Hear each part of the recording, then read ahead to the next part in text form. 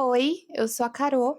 Posso te contar um caso? Hoje eu quero contar para vocês um caso real de desaparecimento, um caso recente que aconteceu em 2023 lá nos Estados Unidos e que me lembra muito um caso brasileiro que voltou para a mídia nas últimas semanas, que é o caso da Elisa Samúdio. Essa é a história da Ana Walsh.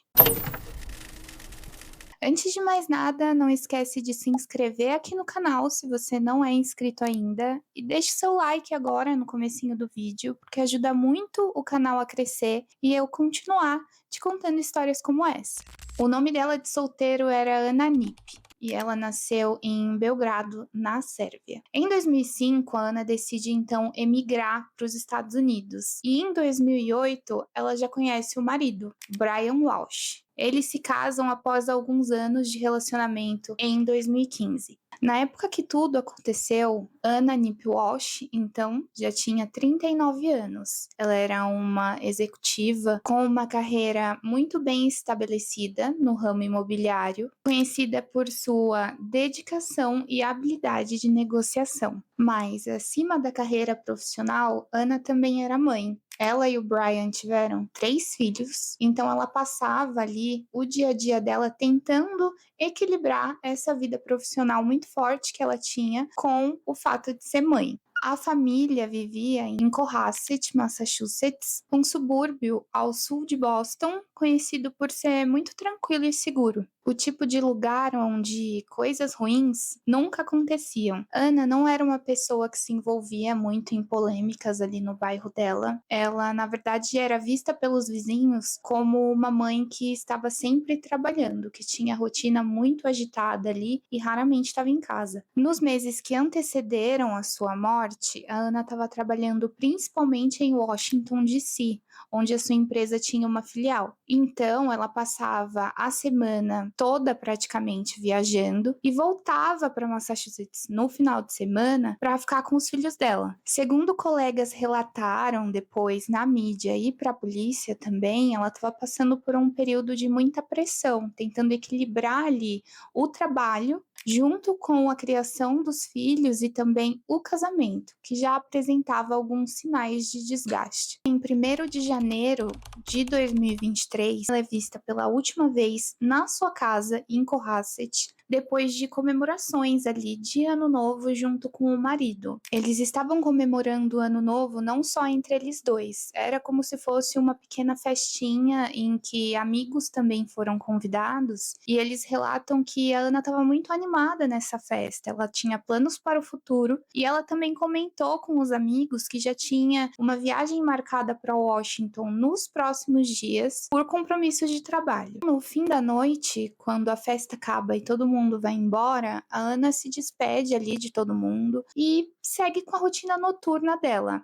Nada que fosse levantar qualquer suspeita, ela estava apenas seguindo a rotina. E essa madrugada marcou o último registro confiável de que a Ana estava viva. Então o ano novo passou, o próximo dia útil chegou, e o que aconteceu foi que, nos dias seguintes, a Ana não compareceu a nenhum dos seus compromissos, nem a trabalhos, nem a médico, nem ao escritório em Washington, do qual ela tinha reuniões agendadas. Ela simplesmente sumiu. Seus amigos rapidamente notaram, a sua ausência, não só os amigos mais próximos, mas os colegas de trabalho, principalmente. E essa ausência soou fora do comum, mas naquele momento ainda não de maneira alarmante. E o mais estranho de tudo é que esse desaparecimento ele ficou alarmante mesmo a partir do dia 4 de janeiro, que foi quando as pessoas que trabalhavam com ela ali no escritório em Washington decidiram investigar mesmo mais profundamente por que ela não estava comparecendo no trabalho. Simplesmente ninguém conseguia falar com ela.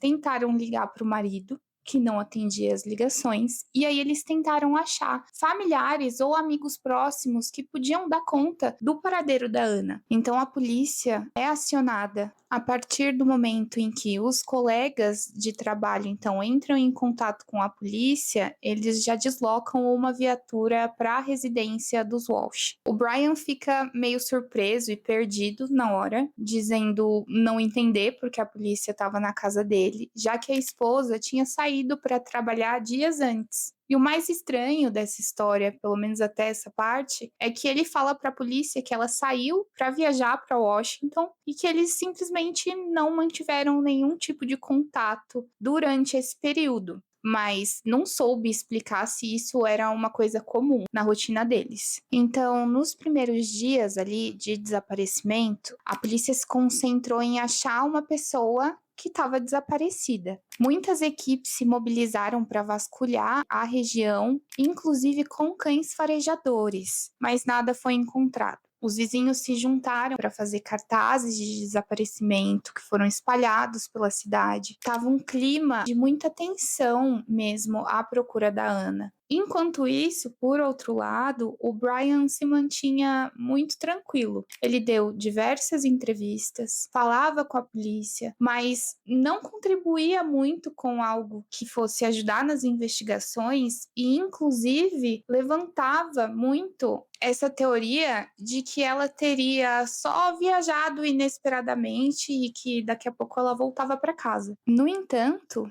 desde esse período, a polícia já começou a achar muitas inconsistências na história que ele estava contando. Alguns horários que não batiam, uma peça aqui, outra ali, que não faziam muito sentido na narrativa que a polícia estava criando ali sobre o desaparecimento da Ana. Sem muitas pistas de onde procurar, a polícia então ela acaba se virando para a vida online. Eles olharam as trocas de mensagem entre o Brian e a Ana, e foi aí que a coisa começou a complicar um pouquinho. Nos dias anteriores ao desaparecimento, o Brian tinha pesquisado sobre ocultação de corpos e também sobre rotas de fuga da cidade em que a família morava. Com o passar das semanas, a investigação começou a tomar forma de uma maneira mais estruturada. A polícia, então, concentra as buscas de pistas para tentar saber do paradeiro da Ana ou como o sumiço dela ocorreu na residência da família. Já dentro da casa, os peritos começaram a achar sangue compatível com o da Ana em diferentes objetos comuns ali da residência, sabe? Utensílio de cozinha,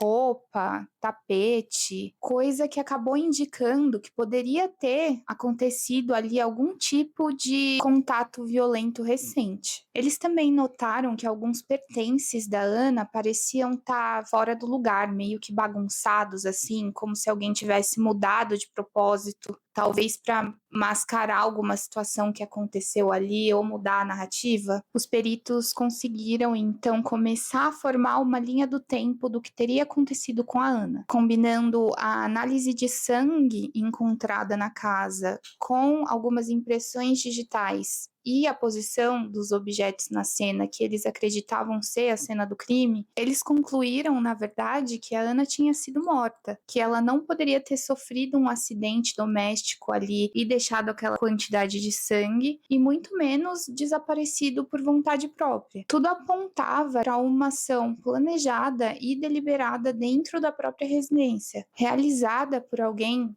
próximo e que conhecia a rotina da vítima. Enquanto isso, alguns vizinhos também começaram a relatar para a polícia comportamentos erráticos do Brian nos dias anteriores e também posteriores ao desaparecimento da Ana. Eles notaram que o Brian saía da residência da família carregando sacos grandes em horários muito estranhos. Outros comentaram sobre períodos grandes de ausência dele em casa, quando, na verdade, durante a rotina, normalmente ele estaria com os filhos. Então, nessa altura do campeonato, a polícia já tinha voltado o foco da investigação completamente para o Brian e ele ainda tentava manter a postura de bom marido, que estava preocupado com a esposa, sabe? Mas não muito. Finalmente, no dia 15 de janeiro de 2023, a polícia vai até a residência dos Walsh com um pedido de prisão preventiva para o Brian.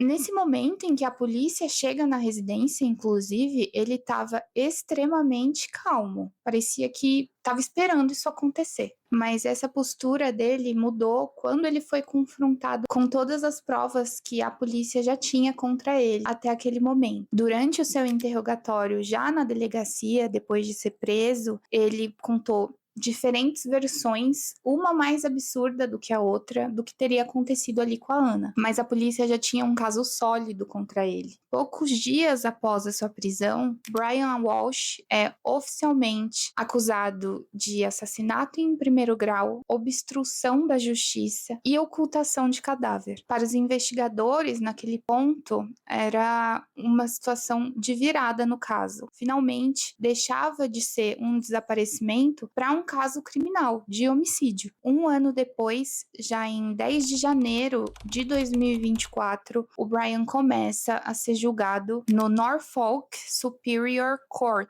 A promotoria apresentou um caso sólido. Ana foi vítima de assassinato premeditado e o Brian Walsh foi o responsável. Eles mostraram a cronologia das pesquisas digitais, as movimentações suspeitas, os vestígios de sangue e também os pertences deslocados e inconsistentes com os relatos do Brian. As testemunhas também foram parte muito importante do julgamento. A mãe de Ana emocionou todo mundo ao lembrar da última conversa com a filha. E os colegas de trabalho também citaram como ela era dedicada ao que ela fazia. E que o desaparecimento e a falta de justificativa para não ter ido para o trabalho eram completamente incomum para ela. O depoimento dos vizinhos também foi de extrema importância no julgamento. Eles confirmaram todos os depoimentos que tinham dado para a polícia, que corroboraram com toda a narrativa da promotoria em relação à acusação do Brian. Mesmo com um caso muito bem estruturado, a defesa tentou alegar que sem corpo,